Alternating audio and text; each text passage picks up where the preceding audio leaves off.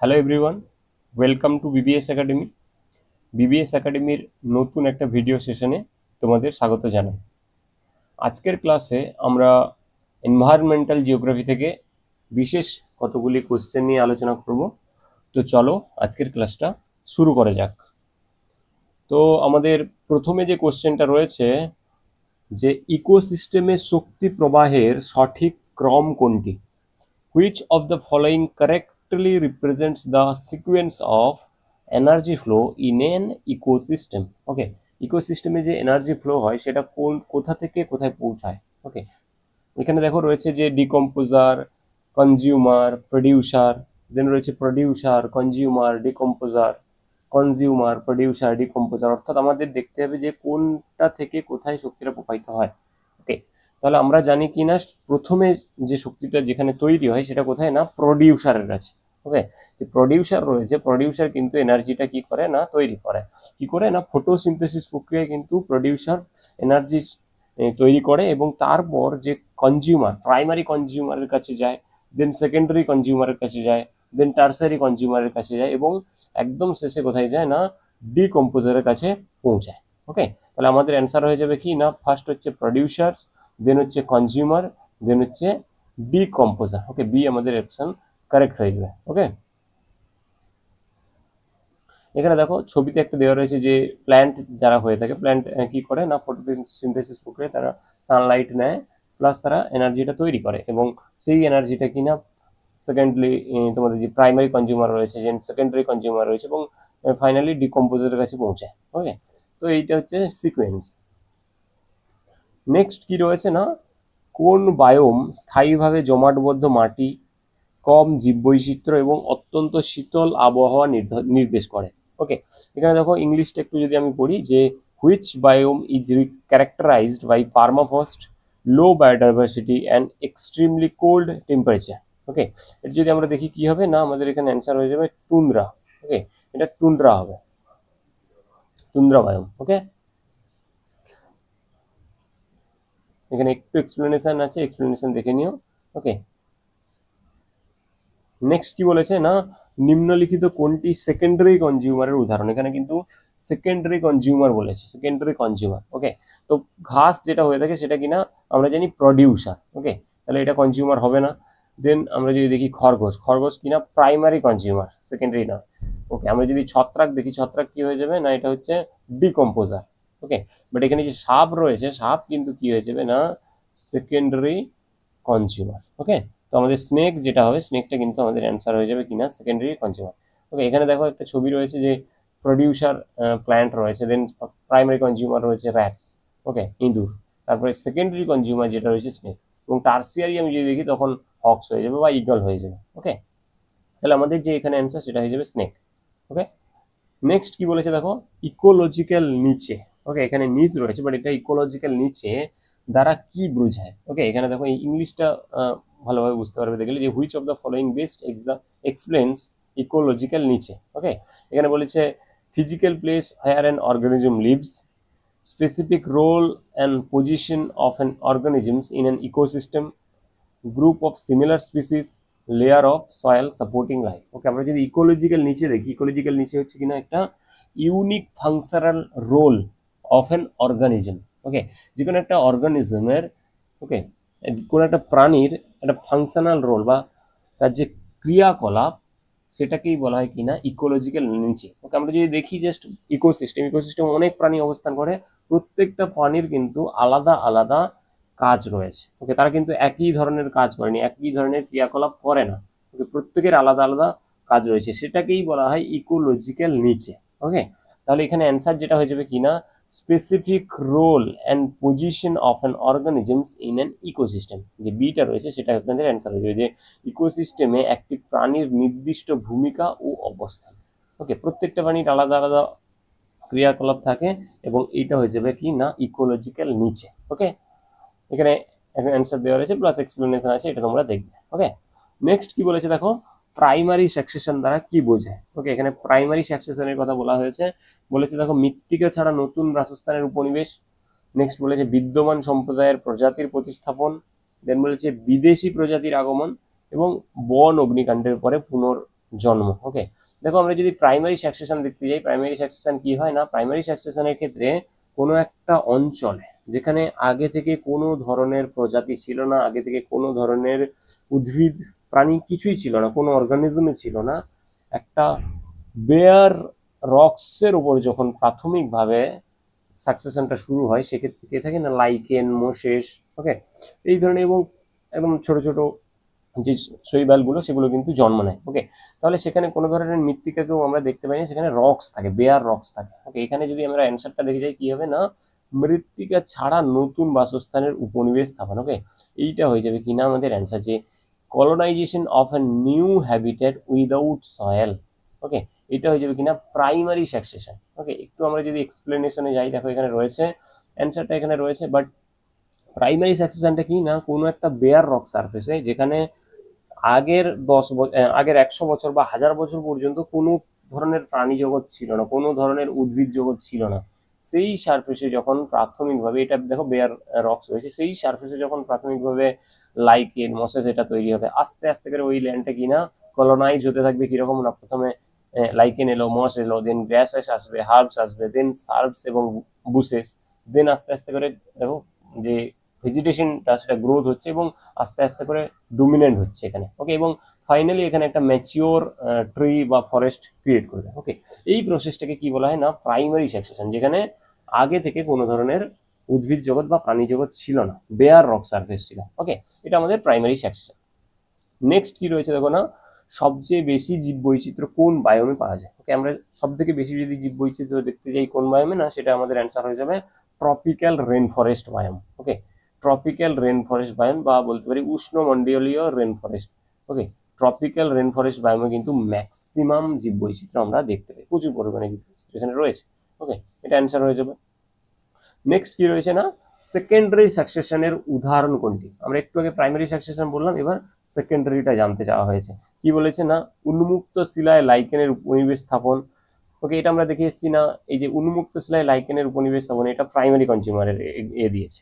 Next কি বলেছে না, বন অগ্নিকাণ্ডের পরে উদ্ভিদের পুনরুদ্ধার। ওকে, নেক্সট বলেছে আগ্নেয়গিরির লাভায় মৃত্তিকা গঠন, দেন বলেছে সদ্য গঠিত দ্বীপে জীবনের স্থাপন। ওকে, আমরা যদি দেখি যে সেকেন্ডারি সাকসেশন, সেকেন্ডারি সাকসেশনে কি হবে না, vegetation recovery after a forest fire. Okay, যে আমরা যদি সেকেন্ডারি সাকসেশন একটু দেখতে যাই, দেখো এক্সপ্লেনেশন রয়েছে, আমি চাচ্ছি যে সেকেন্ডারি সাকসেশনের ক্ষেত্রে কি হয় না, এখানে আগে থেকে একটা কমিউনিটি অবস্থান করে, এখানে আগে থেকে কিছু ক্লাইমেক্স কমিউনিটি বা এখানে ভেজিটেশন কভার, এখানে ফরেস্ট, এগুলো থাকে, অবস্থান করে, বাট কোনো বিশেষ কারণে, হতে পারে সেটা ম্যানমেড কারণ বা হতে পারে সেটা ন্যাচারাল কারণ। ওকে, যদি ন্যাচারাল কারণে ফরেস্ট ফায়ার হয় বা আদার্স কোনো খরা হয় বা বন্যা হয়, সেক্ষেত্রে কি হয় না, ওই অঞ্চলের যে উদ্ভিদ জগৎটা ছিল সেটা নষ্ট হয়ে যায়, নষ্ট হয়ে গিয়ে একটা বেয়ার সারফেস চলে আসে। ওকে, অর্থাৎ আগে ছিল বাট সেটা নষ্ট হয়ে গিয়ে একটা বেয়ার সারফেস আছে, এই বেয়ার সারফেসে আবার যখন নতুন করে lichen, Moses, grasses, subs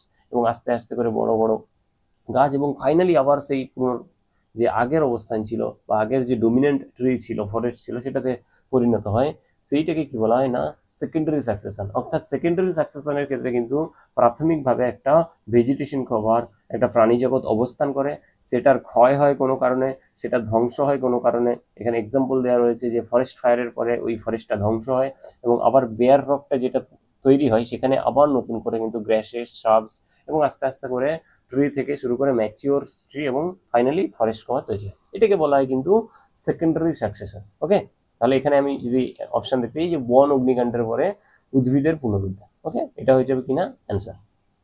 next কি বলেছে না, মরুভূমির উদ্ভিদ জল সংরক্ষণের জন্য কোন অভিযোজন ব্যবহার করে। এখানে বলেছে which adaptation helps desert plants conserve water. এখানে বলেছে চওড়া পাতা, অগভীর মূল, পুরু কিউটিকল এবং কাঁটা, উচ্চ বাষ্পীভবন হার। ওকে, আমরা যদি দেখতে যাই এই অ্যাডাপ্টেশন এটা প্রসেসটা, যারা ডিজার্ট প্ল্যান্ট হয়, ওকে, তাদের কি হয় না, তাদের কিউটিকল অবস্থান করে। ওকে, থিক কিউটিকল এবং স্পাইনস অর্থাৎ কাঁটাযুক্ত পাতা অবস্থান করে, যাতে কি না তাদের বাষ্পীভবনটা কম হয়ে থাকে। ওকে, এবং এদের যদি রুট ফরমেশন দেখি, রুটটা কিন্তু অনেক লম্বা হয়ে থাকে, কারণ তারা ওয়াটারটা যাতে পায়। ওকে, একটু যদি আমি এক্সপ্লেনেশন দিই, দেখো এখানে এক্সপ্লেনেশন রয়েছে green colour stem, large fleshy stem, thick waxy skin. Okay, এই এক্সাম্পলগুলো এখানে রয়েছে। এটা দেখো, এটা মরু অঞ্চলের গাছের উদাহরণ। ওকে, এটা হয়ে যাবে অ্যান্সার, পুরু কিউটিকল এবং কাঁটা। ওকে, আমরা কাঁটা দেখতে পাই। নেক্সট এখানে কি রয়েছে দেখো না, দুটো ভিন্ন ইকোসিস্টেমের মধ্যবর্তী অঞ্চলকে কি বলা হয়। ওকে, এখানে হচ্ছে দুটো বিপরীত ধর্মী ইকোসিস্টেম, তাদের মধ্যবর্তী অঞ্চলকে কি বলা হয়। এখানে এক্সপ্লেনেশন কি রয়েছে, এখানে যদি আমরা উত্তরটা আগে খুঁজতে যাই যে ইকোক্লাইন, ইকোটোন, বায়োম, অবস্থান। ওকে, আমরা যদি দুটো ইকোসিস্টেমের মধ্যবর্তী অঞ্চলকে দেখতে চাই সেটাকে বলা হয় কিনা ইকোটোন। ওকে, ইকোটোন কিন্তু আমাদের অ্যান্সার হয়ে যাবে। ওকে, এখানে দেখো একটু এক্সপ্লেনেশন রয়েছে। এইদিকে দেখো একটা ল্যান্ড ইকোসিস্টেম রয়েছে, এইদিকে একটা অ্যাকোয়াটিক ইকোসিস্টেম রয়েছে, এবং এদের মধ্যবর্তী যে অঞ্চল সেই অঞ্চলটাকে বলতে পারি আমরা ইকোটোন অঞ্চল। আর এই ইকোটোন অঞ্চলে কিন্তু ম্যাক্সিমাম জীববৈচিত্র্য দেখতে পাওয়া যায়। ওকে, প্রচুর পরিমাণে প্রাণী জগৎ দেখতে পাওয়া যায়, এবং এখানে মিক্স কালচারের প্রাণী জগৎ দেখতে পাওয়া যায়, প্রাণী জগৎ বা উদ্ভিদ জগৎ। ওকে, আমি যদি একটু আমরা রিয়েল লাইফে দেখতে যাই, আমাদের যে সুন্দরবনের যে ম্যানগ্রোভ রিজিয়ন রয়েছে, ম্যানগ্রোভ অঞ্চল রয়েছে, সেটা কিন্তু কি না one kind of ecotone region. Okay, এখানে বায়োডাইভার্সিটিও খুব বেশি, এখানে জীববৈচিত্র্য খুব বেশি দেখতে পাই। এবং এটা কার কার মধ্যে ইকোটোন, আমরা যদি বলি মেরিন ইকোসিস্টেম প্লাস আমাদের যে স্থলজ ইকোসিস্টেম বা টেরেস্ট্রিয়াল ইকোসিস্টেম, তাদের মধ্যবর্তী অঞ্চলে কিন্তু এই ম্যানগ্রোভ অবস্থান করে। তাহলে ম্যানগ্রোভটা আমাদের কিন্তু একটা ইকোটোন রিজিয়ন। ওকে, এখানে প্রচুর পরিমাণে আমরা জীববৈচিত্র্য দেখতে পাই। ওকে, এটা একটু কি হয়ে যাবে না, আমাদের অ্যান্সার হয়ে যাবে ইকোটোন। ওকে, নেক্সট কি রয়েছে না, ইকোসিস্টেমে হোমিওস্টেসিস। ওকে, এই হোমিওস্টেসিস বলতে কি বোঝায়, এটা একটা খুবই গুরুত্বপূর্ণ টার্ম, হোমিওস্টেসিস। এখানে যদি আমরা একটু দেখতে যাই অ্যান্সারটা কি দেখো, বলেছে the growth of producers, balance and self regulation of ecological processes, the extension of species, continuous energy input. Okay, এখানে যদি আমরা হোমিওস্টেসিস বলতে কি বোঝায় সেটা দেখতে চাই, তাহলে কি হবে না, এটা একটা ইকোসিস্টেমের যে সেলফ রেগুলেশন প্রসেস বা যে ব্যালেন্স প্রসেস, সেটাকে বলা হয় কিনা হোমিওস্ট্যাসিস। ওকে, এখানে যে খটা রয়েছে, সেকেন্ড যে অপশনটা রয়েছে পরিবেশগত ভারসাম্য। ওকে, পরিবেশগত প্রক্রিয়ার ভারসাম্য ও স্বনিয়ন্ত্রণ। ওকে, এইটা কি হয়ে যাবে না, আমাদের অ্যান্সার হয়ে যাবে। ওকে, আমি যদি একটু ইংলিশে দেখতে যাই কি আছে না, balance and self regulation of ecological process, অর্থাৎ ইকোলজি আমি বলতে পারি ইকোসিস্টেমের যে সেলফ রেগুলেশন প্রক্রিয়া। ওকে, সেই সেলফ রেগুলেশন প্রক্রিয়াটাকে বলা হয় কিনা হোমিওস্টেসিস। ওকে, যদি কোনো কারণে ইকোসিস্টেম ডিসব্যালেন্স হয়ে থাকে, সেটাকে সে রেগুলেট করে, সেটাকে সে কি করে না ফার্দার প্রসেস করে ব্যালেন্সে আনার চেষ্টা করে, সেই প্রক্রিয়াটাকে বলা হয় কিনা হোমিওস্ট্যাসিস। ওকে, তাহলে অ্যান্সার হয়ে যাবে আমাদের যে balance and self regulation of the ecological processes, B আমাদের অ্যান্সার হয়েছে। ওকে, এখানে এক্সপ্লেনেশন দেওয়া রয়েছে। নেক্সট কি রয়েছে দেখো না, ইকোসিস্টেমে শক্তির প্রবাহ কেমন হয়ে থাকে। ওকে, এখানে ইকোসিস্টেমে শক্তির প্রবাহ জানতে চেয়েছে যে চক্রাকার এবং উল্টানো হয়, একমুখী এবং অচক্রাকার হয়, দ্বিমুখী এবং ধ্রুবক হয়। ওকে, জীবদের মধ্যে স্থায়ীভাবে সঞ্চিত হয়। ওকে, আমরা যদি একটু ইকোসিস্টেমে শক্তির প্রবাহ দেখতে যাই, in an ecosystem energy flow is কি হবে না, এটা unidirectional. Okay, unidirectional and non cyclic, অর্থাৎ ইকোসিস্টেমে যে এনার্জি ফ্লোটা হয়ে থাকে সেটা ইউনিডিরেকশনাল হয়ে থাকে, অর্থাৎ একমুখী প্রবাহ হয়ে থাকে। একটা থেকে আরেকটা, একটা ট্রপিক লেভেল থেকে আরেকটা ট্রপিক লেভেলে যায়। ওকে, ফার্স্ট প্রডিউসার থেকে কনজিউমারে গেল। ওকে, একমুখী প্রক্রিয়াটা এবং অচক্রাকার কিন্তু আমরা, অর্থাৎ নন সাইক্লিক এবং ইউনিডিরেকশনাল প্রসেস কিন্তু এনার্জি ফ্লোতে আমরা দেখতে পাই ইকোসিস্টেমে। ওকে, সেটা অ্যান্সার হয়ে যাবে। এখানে দেখো রয়েছে যে প্ল্যান্ট, দেন প্রাইমারি কনজিউমার, দেন সেকেন্ডারি কনজিউমার, দেন ডিকম্পোজার, এইভাবে কিন্তু এনার্জিটা ফ্লো করতে থাকে, যেটাকে কি বলা হয় না ইউনিডিরেকশনাল, বা আমরা বলতে পারি non cyclic in nature. Okay, next কি রয়েছে দেখো, উন্মুক্ত বা নিষ্প্রাণ অঞ্চলে প্রথম বসতি স্থাপনকারী উদ্ভিদকে কি বলা হয়।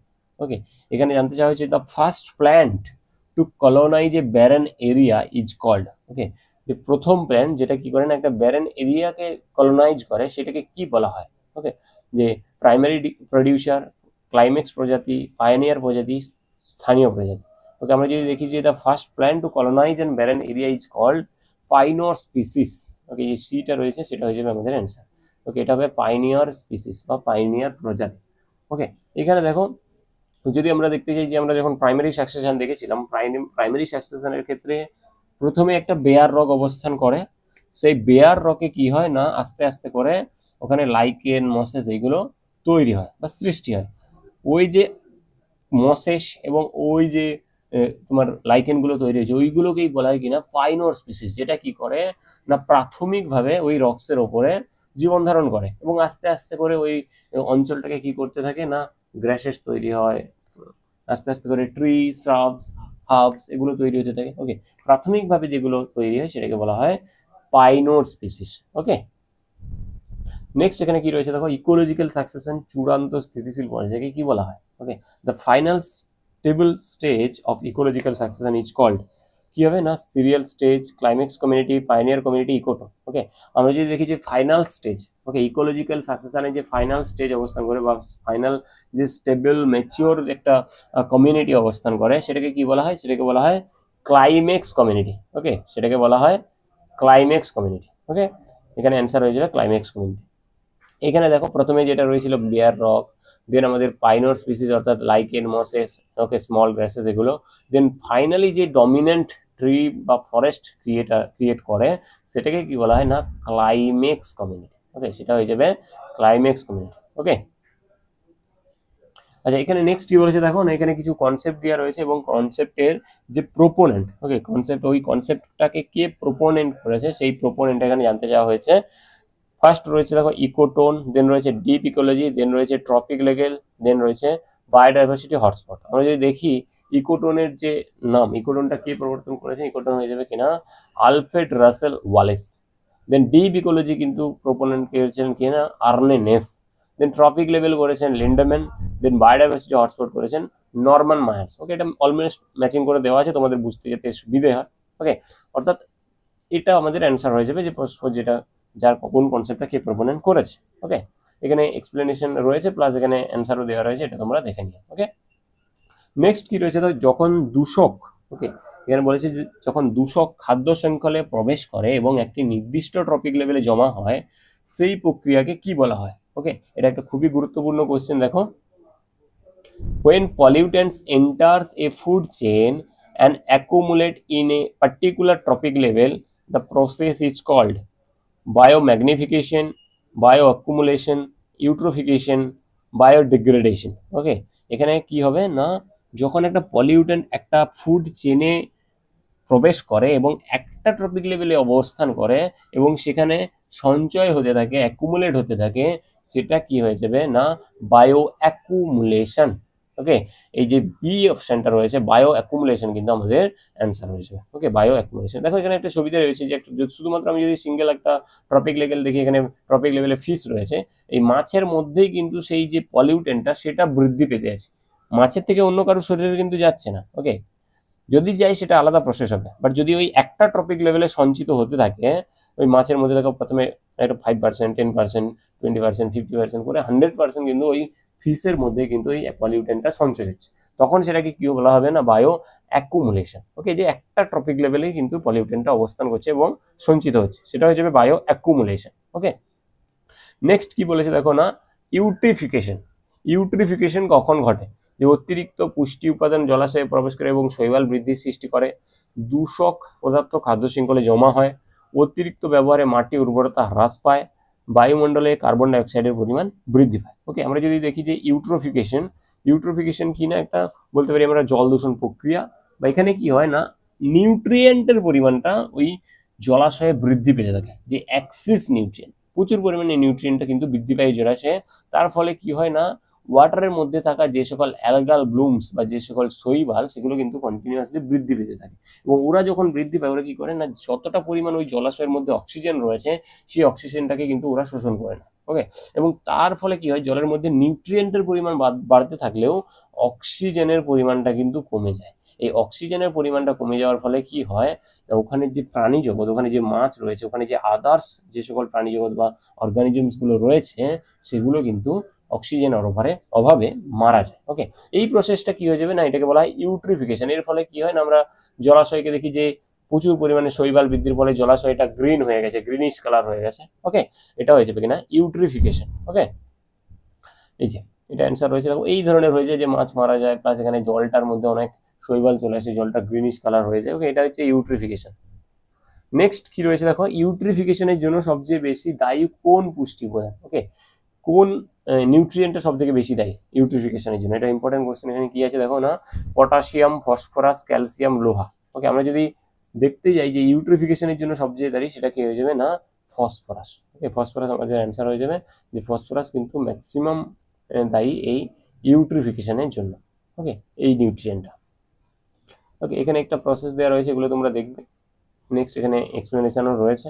ওকে, নেক্সট কি বলেছে না, অতি সীমিত উদ্ভিদ জীবনের কারণে কোন বায়োমকে প্রায়শই বাজা জমি বলা হয়। ওকে, আমি যদি একটু ইংলিশটা দেখতে চাই আরো ক্লিয়ারলি বুঝতে পারবো কি জানতে চাওয়া হয়েছে, যে which biome is often called barren land. Okay, এই কোন বায়োমকে ব্যারেন ল্যান্ড বলা হয় ডিউ টু মিনিমাল ভেজিটেশন।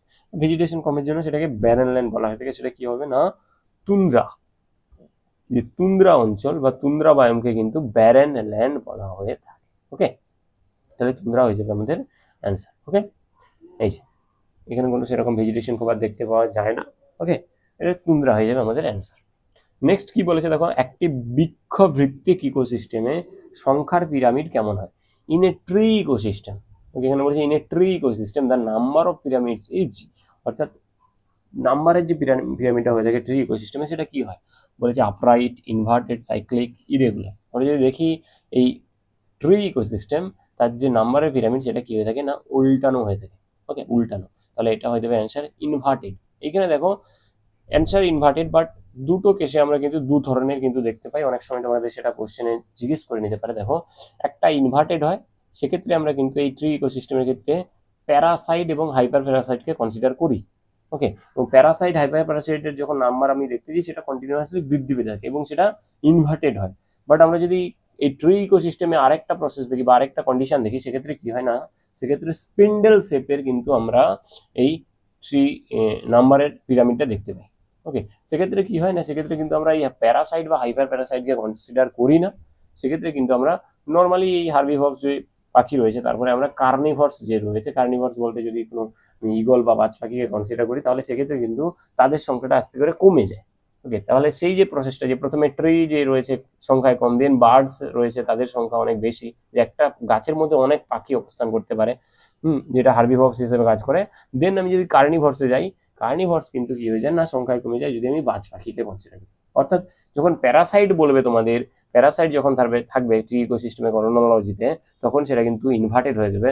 যখন এই কার্নিভরসের ক্ষেত্রে যখন ট্রি ইকোসিস্টেমে কার্নিভরস চলে আসবে, তখন কিন্তু সেটা স্পিন্ডেল শেপ হয়ে যাবে। ওকে, এটা দুটো দেওয়া রয়েছে, বাট এই ক্ষেত্রে যে অ্যান্সারটা সেটা কিন্তু ইনভার্টেড। ওকে, বাট স্পিন্ডেলও কিন্তু হয়ে থাকে। ওকে, নেক্সট কি রয়েছে দেখো না, নিম্নলিখিত গুলির মধ্যে কোনটি উদ্ভিদের জন্য একটি ম্যাক্রোনিউট্রিয়েন্ট। এখানে ম্যাক্রোনিউট্রিয়েন্টের কথা জানতে চাওয়া হয়েছে, যে which of the following is a macronutrient required by plants. Okay, macronutrients কোনটা, এখানে বলেছে লোহা, জিঙ্ক, নাইট্রোজেন, মলিবডেনাম। ওকে, আমরা যদি ম্যাক্রোনিউট্রিয়েন্টস থেকে, অর্থাৎ যেটা বেশি পরিমাণে দরকার হয়ে থাকে, সেটা কি হয়ে যাবে না, নাইট্রোজেন। ওকে, আমরা এনপিকে নাম শুনেছি, এনপিকেটা প্রচুর পরিমাণে দরকার হয়ে থাকে উদ্ভিদদের।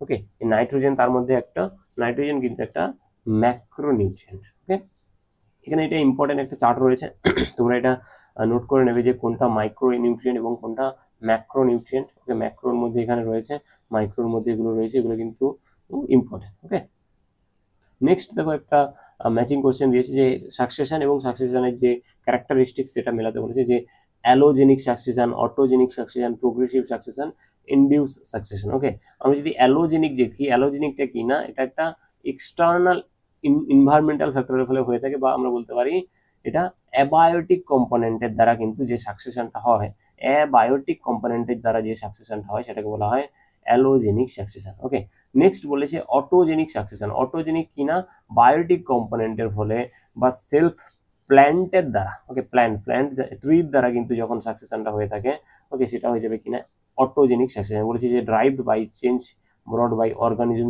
দেমসেলফ। ওকে, এটা হয়ে যাবে কিনা এই অটোজেনিক, যেটা কিনা ট্রি বলো বা গ্রিন প্ল্যান্টসের দ্বারা হয়ে থাকে।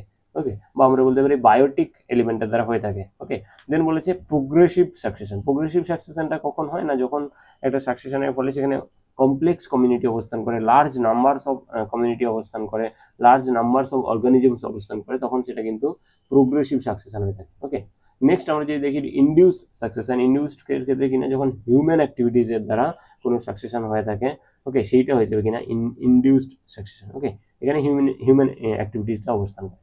ওকে, এটা অলমোস্ট ম্যাচিং করেই দেওয়া আছে, তোমরা দেখে নেবে যে কোনটার ক্যারেক্টারিস্টিক্স কোনটা। আর এখানে উত্তর যেটা হবে সেটা 1 হয়েছে। ওকে, নেক্সট কি রয়েছে দেখো, কোন বায়োমে এপিফাইট সবচেয়ে বেশি পাওয়া যায়। ওকে, এপিফাইট সবচেয়ে বেশি কোন বায়োমে পাওয়া যায়, এটা ইম্পর্টেন্ট কোশ্চেন। এপিফাইট, ওকে, এপিফাইট কোথায় দেখতে পাওয়া যায় বেশি, এখানে বলছে মরুভূমি, উষ্ণমণ্ডলীয় রেন ফরেস্ট, টুন্দ্রা, তৃণভূমি। ওকে, বলেছে epiphyte are more prominent in which biome. আমরা যদি দেখি যে ট্রপিক্যাল রেন ফরেস্টে কিন্তু এই এপিফাইট দেখতে পাওয়া যায়। এপিফাইট বলতে কি, এপিফাইট হচ্ছে এমন একটা বলতে পারি প্ল্যান্ট, যেটা কি করে না অন্য একটা প্ল্যান্টের উপর অবস্থান করে এবং সেখানে কিন্তু সে বাসস্থান করে। দেখো এখানে ছবিটা দেখো যে একটা গাছের মধ্যে অনেকগুলো আলাদা ধরনের গাছ রয়েছে। ওকে, অর্থাৎ একটা গাছের উপর কিন্তু অবস্থান করে বিরাজ করছে, অর্থাৎ অন্য কারোর গায়ে অবস্থান করছে, বাট ও কিন্তু ওর অন্য গাছটা থেকে কোনো ধরনের কোনো কিছু নিচ্ছে না।